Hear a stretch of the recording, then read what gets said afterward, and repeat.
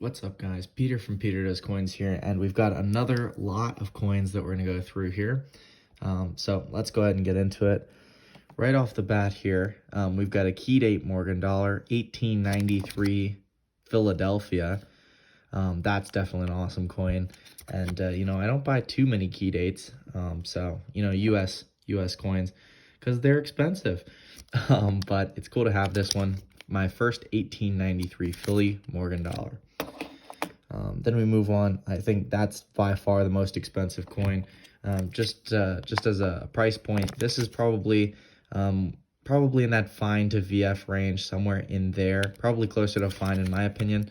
And so this is a coin that I would be looking to sell for $350. Here we've got a Proof 70 2013 S silver quarter. This is the Peace Memorial. It is in a 70, which is pretty cool. That's going to be, it basically means it's a perfect coin. It was, it appears just as it was struck by the mint. So there's no damage or anything like that, no haziness, which is nice. This is probably a $20 coin in my opinion. So excited to offer that.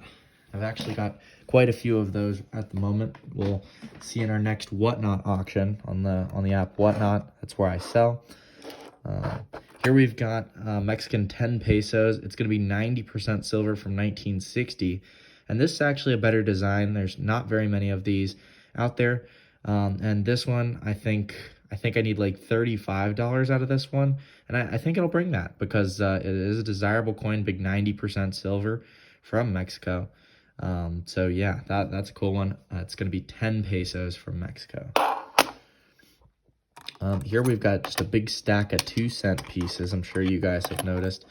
Let's go through these. We've got a ton of 2-cent pieces. I bought a whole lot of them. 1865 2-cent piece. Nice original coin there. We've got 1864 2-cent piece. That one's not as great of condition, but I did pay less for that one. This one's 1865 2-cent piece. So again, pretty cool. We've got another 1865 2-cent piece. So these are all, in that Civil War era range. So it's the type of coin that would have been used just after and towards the end of the Civil War. First year on these 2-cent pieces are going to be 1864. So certainly that's pretty cool having this type of history in your hand. Here we've got another nice 1865. Not a lot of scratches on these, which is kind of what I was going for when I bought them. And I think that really, adds to the appeal on those coins. They're not in terrible condition. Here we've got 2 Panama half Balboas. So these are the size of a $50. It's 90% silver, 12.5 grams of 90% silver, as it says on the coin. We've got the 1930 and the 1947 from Panama with the Conquistador. Remember, it's the half Balboa, medio Balboa from Panama. And these are actually pretty popular. I picked them at an attractive price. So that's why I got those ones. Pretty cool. Here we've got some U.S. Philippines. 1945 from the Denver Mint. We do see the Denver Mint mark here. And this is actually going to be from the U.S. Philippines. A lot of people forget about that history, but the United States, after the Spanish-Philippines War, in 1901, I believe it was, the United States took occupation and control of the Philippines from the Spanish. And the United States occupied the Philippines all the way until the early 50s, I believe. So this is pretty cool. 1945 Denver minted. And there's actually a Manila Mint coin that we sell those, sometimes.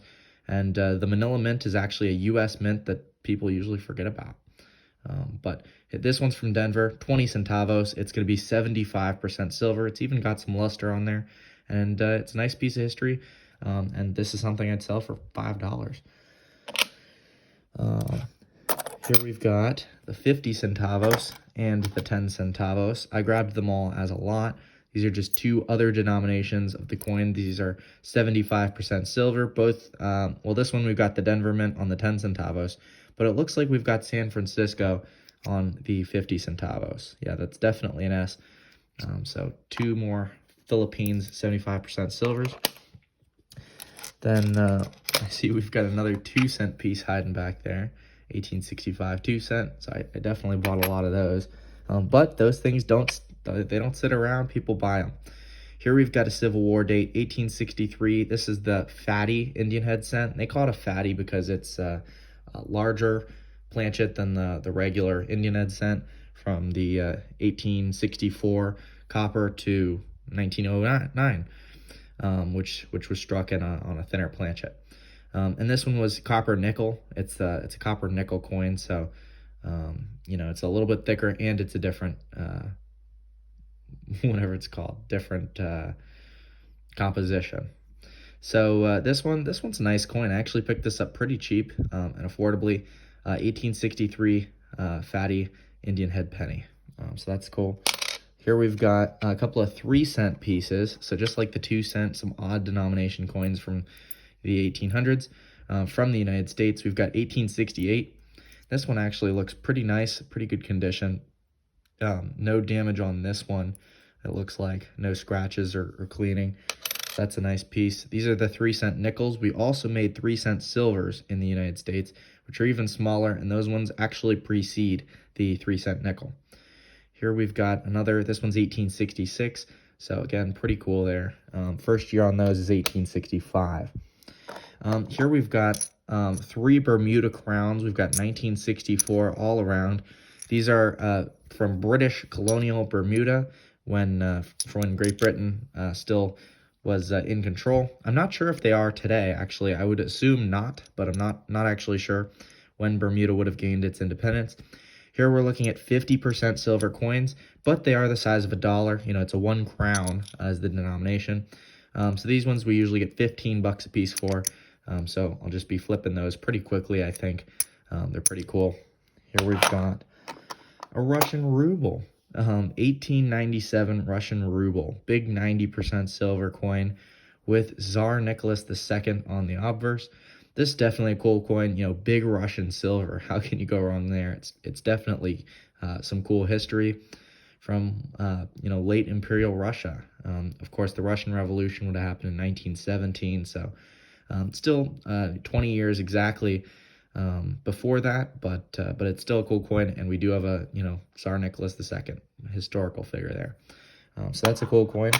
Here we've got a couple of Mexican coins. We've got 2 5 pesos, and then so I've got, this one's a better design, but these two are the Hidalgo design, and they're 5 pesos from Mexico, 72% silvers, as you can tell.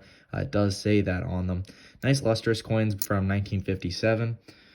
I forget what these usually bring. I think these will be like $25 a piece, is what I expect them to bring. This one is a better design. I've sold these for $35, and it's the Carranza, right? And 1959 commemorative coin, 5 pesos. This one's also 72% silver, and it's from 1959. They only made this design in 1959, so it's a lower mintage, and it's a cool design. All right, our last stack of coins here, and here we've got an 1859 Prussian Thaler. And actually, it doesn't look like it's Prussia, Hanover. So yeah, I remember buying this. I wasn't sure. So Hanover is definitely a city in Germany. I wasn't sure if it was a German state. I think it's maybe a German state, but actually that'd be a good thing. If you guys know, definitely let me know in the comment section. What was Hanover's relationship to Germany in 1859 during the German states period? Was Hanover a city? And which German state was it in? Or was it a German state itself? I know the B mint mark, I'm pretty sure, stands for Hanover. So maybe it's a German state and a city. But big 90% silver Thaler from Hanover. So that one's pretty cool either way. Here we've got another 3-cent nickel, 1872, which is slightly a better date. Slightly better 1872 3-cent nickel. Those later years can be tough. They made them all the way until the 1880s. Here we've got another Russian ruble. This one's from 1899. This one's a little bit more worn, but I got a real good deal on this one. 90% silver with Tsar Nicholas II. Just same as the other one. It's just 2 years later. So we've got that one here. And then here we've got a popular design. It's a Peru 1 sol. 1 sol is the denomination from Peru. It's dollar sized, 90% silver. And this one's from 1916. The later years, they switched to 50% silver, but this one is still 90% in 1916. So definitely a cool piece. And we usually get $50 on these. Every once in a while, I'll let one go for 45, but they really do fly off the shelf at that price. All right, guys. Well, it looks like that's all I've got for today. So thanks for watching, and remember, guys, check me out on Instagram and whatnot. You can find me on my sales, and be sure to like and subscribe. We'll see you next time. This has been Peter Does Coins.